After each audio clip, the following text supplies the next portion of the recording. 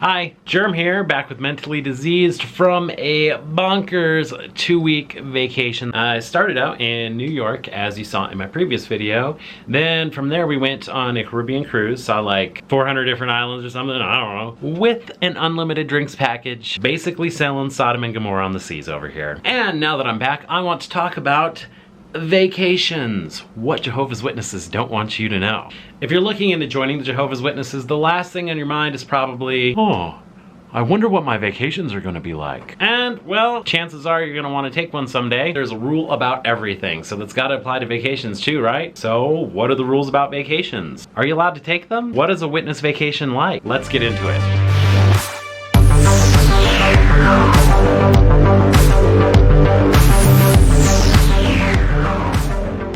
The short answer is, yeah, sure, you can take a vacation, but there's surprisingly very little actually written about vacations in Watchtower publications. There's a few Kingdom Ministry articles that I found, but the most comprehensive thing is from an Awake magazine all the way back in 1996. The Awake magazine is actually really interesting because it opens by going into the origins of the word vacation. The modern practice of vacations is derived from the ancient Roman religious calendar in reverse fashion. More than 100 days of the year were feast days dedicated to various Roman gods and goddesses.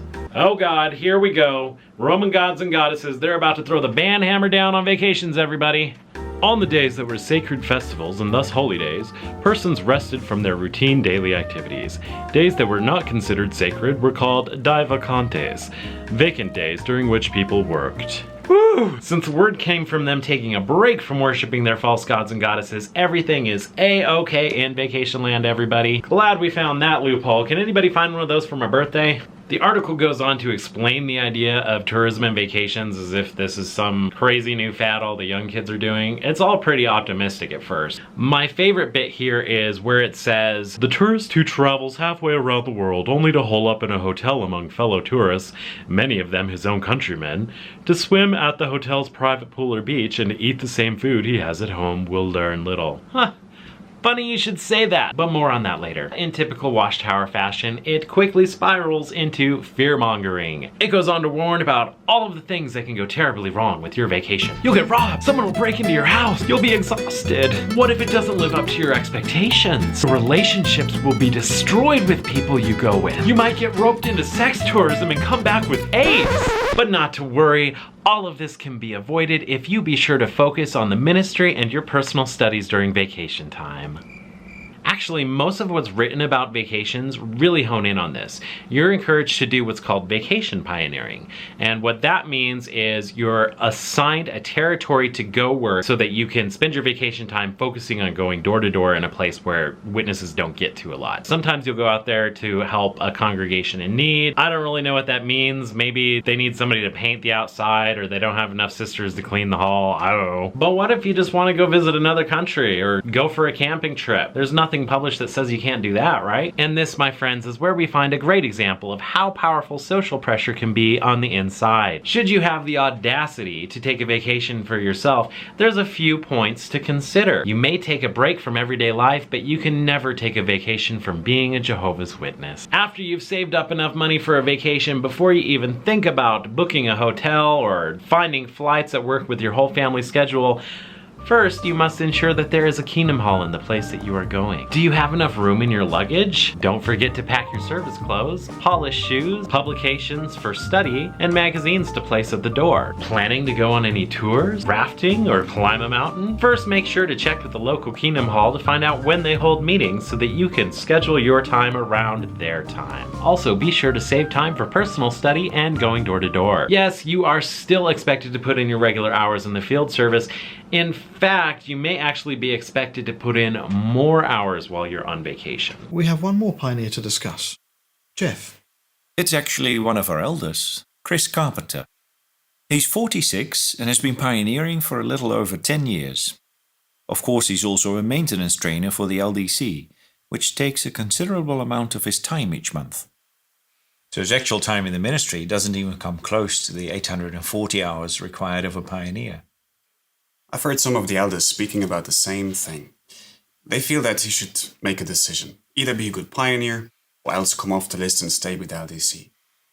They were a little miffed that he and Jackie took a week's vacation when he could have used that time in the service. Ugh. Yeah, don't be surprised if your service reports are reviewed with a little more scrutiny when you get back. And if you're thinking, no big deal, I can just zip into the Kingdom Hall, sit there for a 2-hour meeting, and then get right back out to my vacation. Think again. The people at the hall you're visiting aren't going to recognize you, so you are going to get love bombed right off the bat. And the moment that they hear you're visiting from another congregation, they're going to want to make sure you go back raving about how great they all were. They're going to start falling over themselves to make the best impression possible. So what began as just 2 hours at the Kingdom Hall turned into afternoon lunch with the local overachieving pioneer, who will no doubt drag you into field service afterward to prove to you just how zealous everyone in this congregation really is. Welcome to the all-you-can-eat spiritual food buffet. Hope you weren't planning to leave. Well, what if the local congregation doesn't even speak the language I do? They can't honestly expect me to go to the Kingdom Hall in Tokyo, can they? Wrong! Jehovah's Spirit is there no matter what language they're speaking. You better be at that Kingdom Hall. And if you think that you can just skirt by without doing any of this stuff, nobody will know. You better start spinning an ironclad web full of lies, because the first thing anyone's gonna ask you when you get back is, Oh, it's so good to see you back in the meetings, Brother Slacks Off a Lot. how was the Kingdom Hall? What were they like out in field service? That's what I thought. Didn't even go to the meetings. He didn't even go. Didn't even go.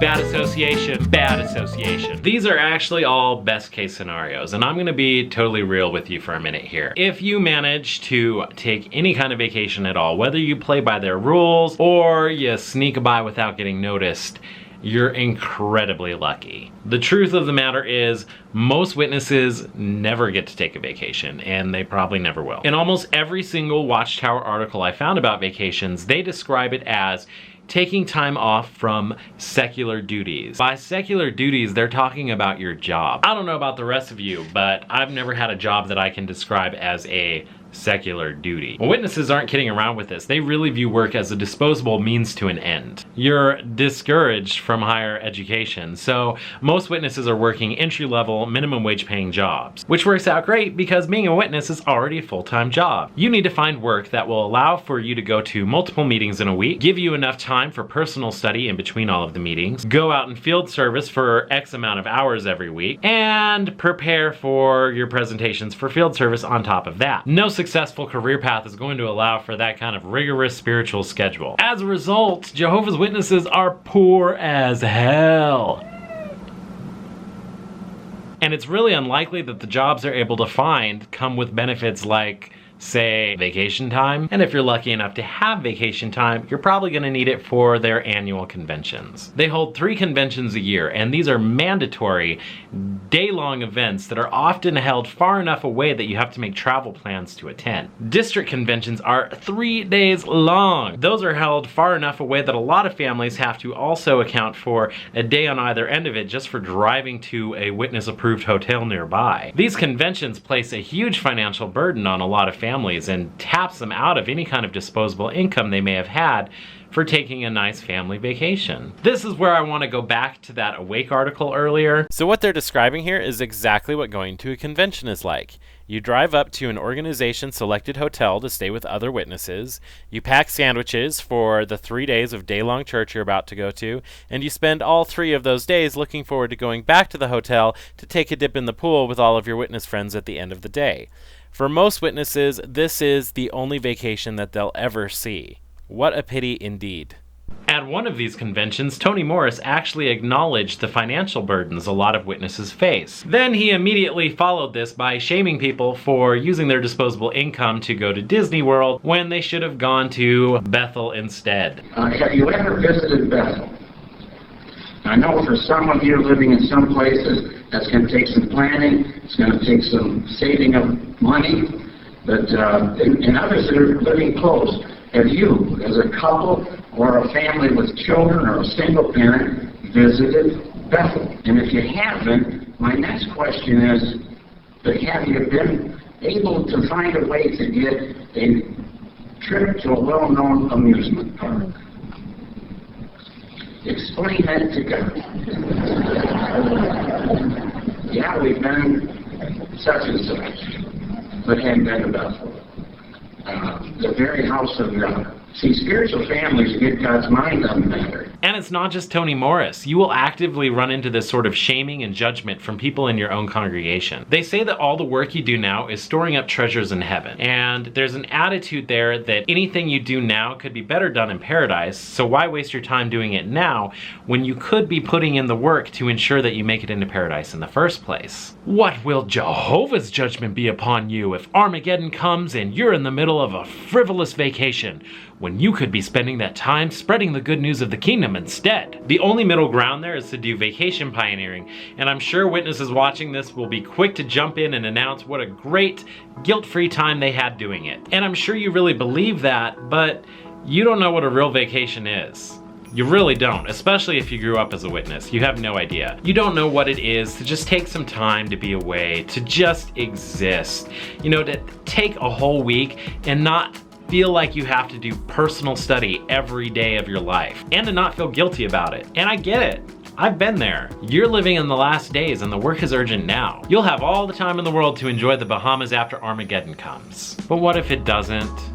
What if the time that you have right now is the only time you'll ever have to appreciate the world you were born in? There is an actual paradise already here. You can go there right now. You could live there if you wanted. Ask yourself, even if it's not written down that you can't take a vacation, why are you actively set up to never be able to do it? And why are you shamed for it when you do? Why do they keep you busy while you're there?